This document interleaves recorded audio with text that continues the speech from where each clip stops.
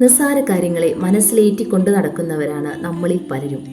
90% പ്രശ്നങ്ങളും നമുക്ക് സംഭവിക്കുന്നത് നമ്മുടെ ഇമാജിനേഷൻ കൊണ്ടാണ്, അല്ലേ?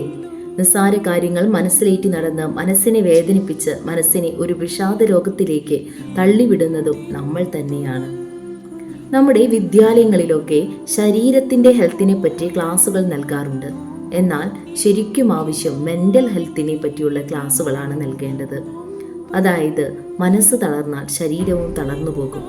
നമ്മൾ എന്തെങ്കിലും കണ്ട് പേടിച്ചിട്ടുണ്ടെങ്കിൽ നമ്മൾ പിറ്റേ ദിവസം നമുക്ക് പനി വരും. അതായത് മനസ്സ് വേദനിച്ചപ്പോൾ ശരീരം തളർന്നു എന്നുള്ളതാണ്. അതുപോലെ ചില കാര്യങ്ങൾ നമ്മൾ മനസ്സിലേറ്റിക്കൊണ്ട് നടക്കും, എന്നിട്ട് വെറുതെ ഇരുന്ന് വിഷമിക്കും. ഒരു കഥ പറയാം.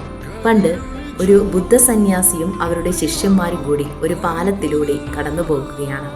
അപ്പോൾ മറുകരയിൽ നിന്ന് ഒരു പെൺകുട്ടി ഉറക്കെ വിളിച്ചു പറയുകയാണ്, ആരെങ്കിലും എന്നെ ഒന്ന് രക്ഷിക്കുമോ, എനിക്ക് പേടിയാണ് പാലത്തിലൂടെ കടക്കാനെന്ന്.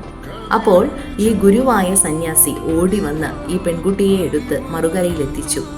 ഇത് കണ്ട് ശിഷ്യന്മാരൊക്കെ അമ്പരന്നു പോയി. അങ്ങനെ പിറ്റേ ദിവസം ഗുരുവിനോട് ശിഷ്യന്മാർ ചോദിച്ചു, ഗുരുവല്ലേ പറഞ്ഞത് പെൺകുട്ടികളെ തൊടാനോ അല്ലെങ്കിൽ അവരുമായി സംസാരിക്കാനോ പാടില്ല എന്ന്? എന്നിട്ട് ഗുരു എന്താണ് ചെയ്തത്? ആ പെൺകുട്ടിയെ എടുത്ത് മറുകരയിൽ എത്തിച്ചു. അപ്പോൾ ആ പെൺകുട്ടിയെ ഗുരു തൊട്ടില്ലേ എന്ന്. അപ്പോൾ ഗുരു പറഞ്ഞു, ഞാൻ ആ പെൺകുട്ടിയെ എടുത്തു വിട്ടു, പക്ഷേ നിങ്ങളിപ്പോഴും അവളെ ഏറ്റിക്കൊണ്ട് നടക്കുകയാണല്ലോ എന്ന്. ഇതുപോലെയാണ് നമ്മളും. ചില കാര്യങ്ങൾ വിടേണ്ട സമയത്ത് വിടണം. അത് മനസ്സിലേറ്റിക്കൊണ്ട് നടക്കരുത്. അതുകൊണ്ട് മനസ്സ് തളർന്നു പോകും, വിഷാദ രോഗത്തിലേക്ക് പോകുകയുള്ളൂ. വെറുതെ ഇരുന്ന് ചിന്തിക്കാതെ മനസ്സിനെ നല്ല കാര്യങ്ങളിലേക്ക് എൻഗേജ്ഡാക്കി വെക്കണം. നല്ല പാട്ട് കേട്ടോ അല്ലെങ്കിൽ മറ്റെന്തെങ്കിലും നമുക്ക് ഇഷ്ടമുള്ള കാര്യങ്ങൾ ചെയ്ത് മനസ്സിനെ എപ്പോഴും സന്തോഷമായി നിലനിർത്തണം.